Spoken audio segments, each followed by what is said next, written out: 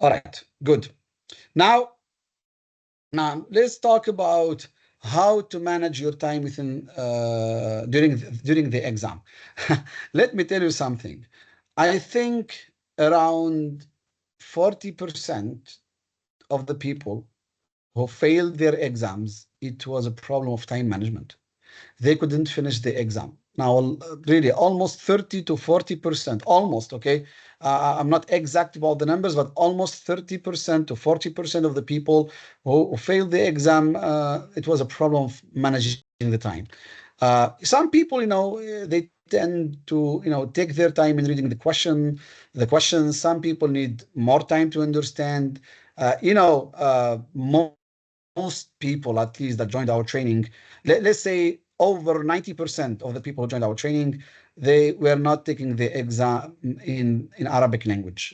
To be honest, yesterday I had a chance to read some content about the PMP in Arabic, and to be honest, I could not understand much of what is written because the technical terms, they're so different in Arabic, and it would take some time to get used to them, especially that our presentations are either in English or French. Okay, so I think 90% maybe, I'm not exact, but I think 90% of our students, they take the exam in English or French, which is easier for them. And the ones who failed the exam because of the language, they took it either it was in Arabic or even in English and French.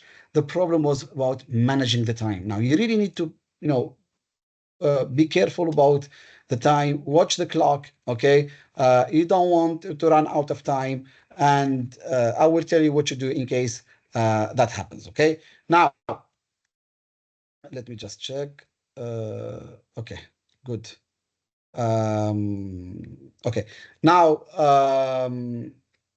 you don't want to spend too much time on one question. Usually you will have around 1 minute and 17 seconds per question. Okay, so you will have 3 hours and 50 minutes for the entire exam, excluding the breaks, of course. And if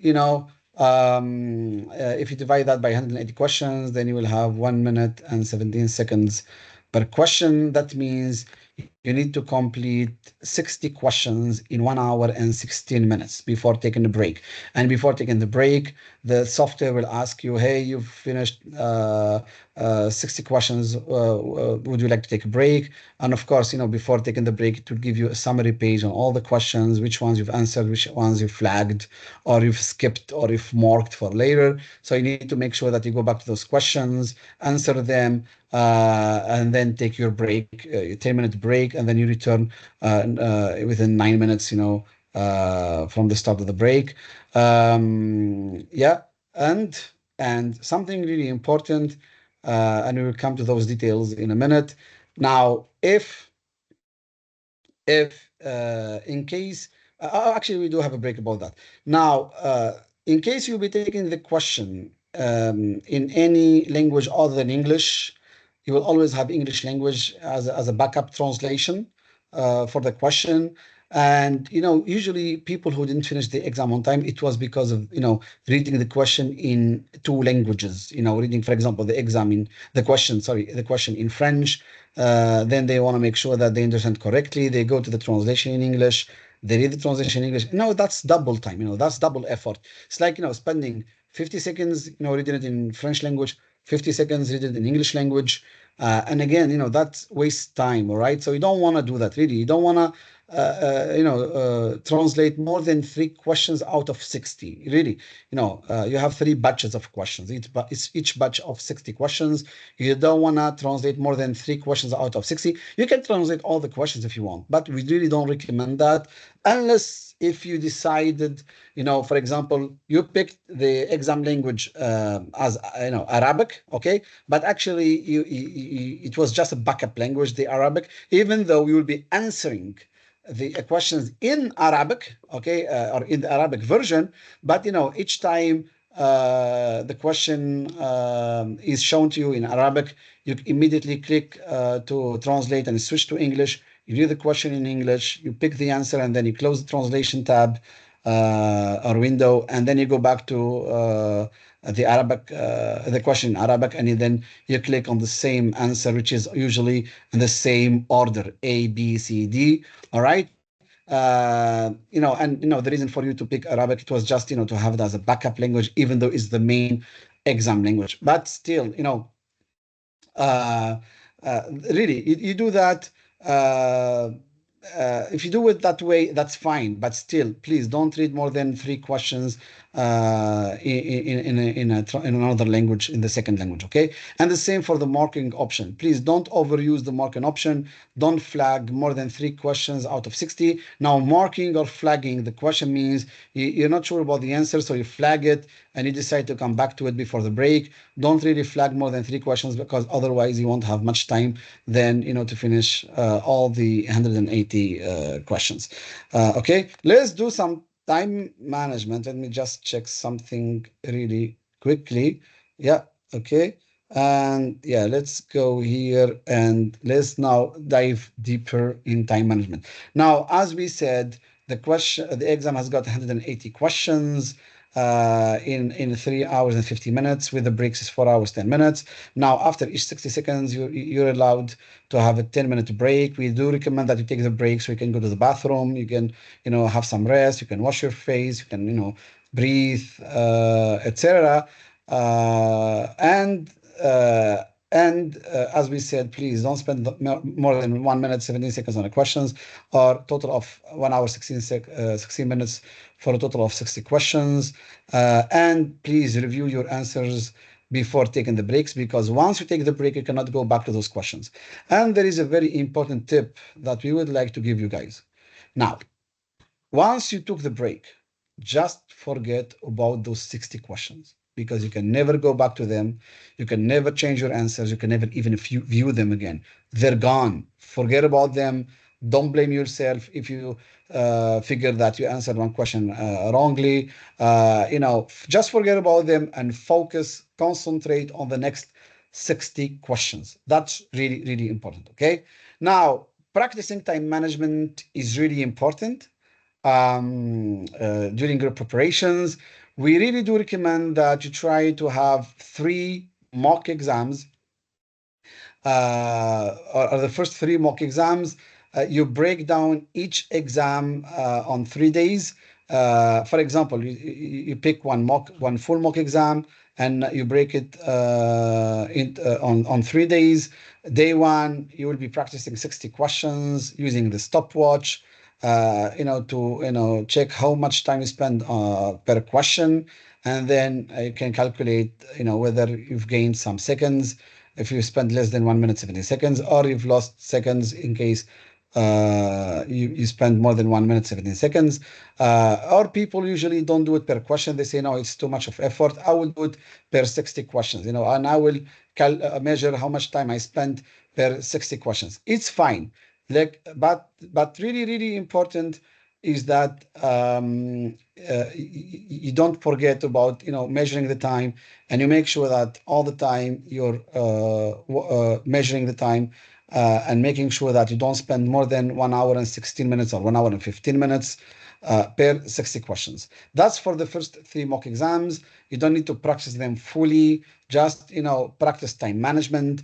When we say practice time management, that means find your pace in reading the question. If you will be taking the exam in English language, make sure that you're capable of reading all the question in, for example, 30 seconds to 50 seconds, and then you will have, and no, before having reading the whole question in a time of 30 seconds to 50 seconds. And while reading, make sure you understand what you are reading, because some people have a problem of they read the question, but somehow their minds cannot think anymore, and they are obliged to read the question again to be able to concentrate and understand it. Now you need to train yourself on reading and understanding the question at the same time from the first shot. Okay, so you won't need to reread the question again. All right. And that's really a problem for some people, and they told me about it, and I recommend that you train yourself. Now, I know, reading the questions at home while you're preparing is not the same when you are under pressure in the real exam with the stress. You might forget, probably to concentrate on all the questions. But remember, guys, practice makes good. Really, the more you practice, the more you prepare yourself mentally. Okay, mental preparation is really important. Practicing, it will help you a lot to be able to train yourself to understand the question from the first time you read it, or from the first trial, since the first time you read it. Okay, now once you finish those 3 mock exams, then you can practice 2 full mock exams with or in conditions very similar to the real exam. Okay, now the objective is try to train your brain. Whenever you reach 50 seconds, you get some sort of a tick, like your brain ticks automatically, like, oh, you've reached 50 seconds. Now you need to pick an answer because you have just 20 seconds left to pick an answer. So 50 seconds reading the question. I know some questions require less than 50 seconds to read them. Some questions will require more than 50 seconds to read them. But you can do some sort of compensation. So the short questions, they compensate for the long ones. And in your exam, you will have 3 types of questions: short ones, average ones, and long ones. And you really, sometimes the exam starts with long questions, sometimes it ends with long questions, sometimes it's spread within the entire exam. But you will always have short questions and long questions. Okay, about the difficulty of the questions, we will talk about that in the third and fourth session, when we will be practicing some mock questions, practice questions, and we'll be practicing difficult questions, easy questions, because the exam is a mix of that. Okay, you can never have just a hard question or an easy question. Actually, it's a mix. Okay, all right. So again, as we said, when you practice time management, it will help you a lot. When you train yourself on reading the questions and understanding them, it will help you a lot. And don't forget the mental preparation. Now, some very, very, very important tip from my point of view, which is, if you have less than 30 minutes remaining and there are still 30 questions or more that you haven't answered yet. Now I'm talking about the last 60 questions, okay? And the exam. Now, what you need to do in order to finish the exam, and you really need to finish the exam, okay? Because you always have a 25% chance almost when you answer each question, okay? So once you have 30 minutes left and more than 30 questions, don't read the question text anymore. Just read the answers, apply the elimination techniques, and you will always be able to eliminate 1 or 2 answers based on the elimination techniques. And then from the remaining ones, you pick the answer that you think is right. Actually, one of the ladies who passed her exam, I don't remember if it was at the beginning of this week or the end of last week, she told me, Ahmed, thank you so much. This particular tip in page 27 is the one that helped me to succeed in my exam, because actually I had almost, she didn't really tell me how many questions she had. I think she said 25 or 30 or maybe more, and just, 30 minutes remaining almost. And, I just applied that tip. I didn't read the questions anymore. I just read the answers. I eliminated the ones using the elimination techniques, and I picked the answer that was, the most complete, or the first in time, or, the most proactive. We will talk about that later, okay? And she passed. She passed. Really, she passed. She was successful, okay? So, but really, really important, you must answer all the exam questions. Please don't leave out any questions not answered. Please don't do that, all right? Good. All right. So now this was about time management. So again, I really need to emphasize again and remind you guys, please don't spend more than 1 hour and 16 minutes per 60 questions. And don't translate more than 3 questions per 60 questions. And again, don't mark more than 3 questions per 60 questions, please. All right.